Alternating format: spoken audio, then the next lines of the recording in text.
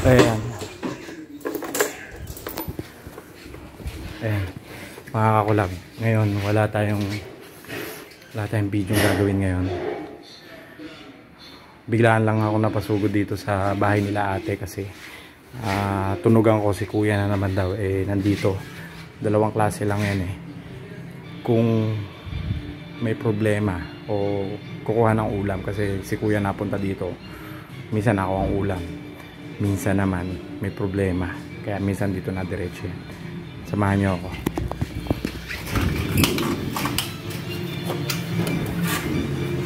Pa, si kuya andun yata sa taas. Namang problema yung puntahan mo. sa taas? Ma, ito wala si mama. Ma, si kuya ba nasaan? Tignan mo sa taas. Andun yata.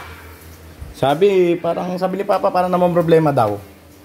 Namang problema na naman siguro. Walang isasaing. Ako? Ayun, sabi ko na nga ba. So si kuya may problema.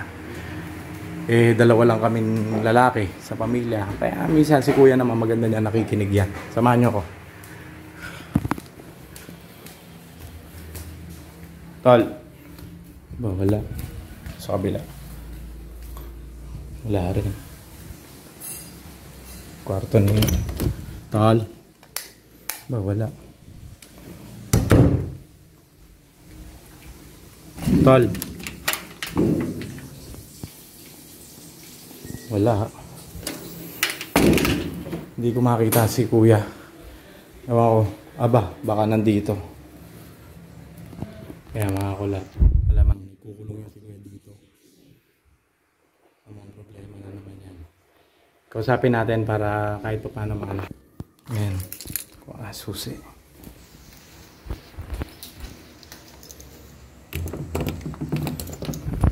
Tol! Anong tol? Ba't? Balita ko. Namang problema ka na naman daw. Parang tanga. Tol, sabi ko naman sa'yo, kung ano man yung problema, huwag mong sasarilinin. Anong problema? Huwag mong sasarilinin yung problema, tol. Kailangan, kausapin mo kami, kausapin mo kami. Hindi naman masusolusyonan niya ng ikaw lang yung magdadala. Ito na? Tol, Parang hindi, nandito ako para kausapin ka nga Anong kakausapin na? Tol, yung problema, hindi ka dapat nagpapadala dyan.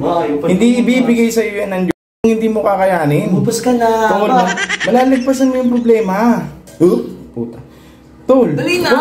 Yung problema, tol, kaya mo yan. Hindi ka pwedeng laging nagpapakain. Anong problema?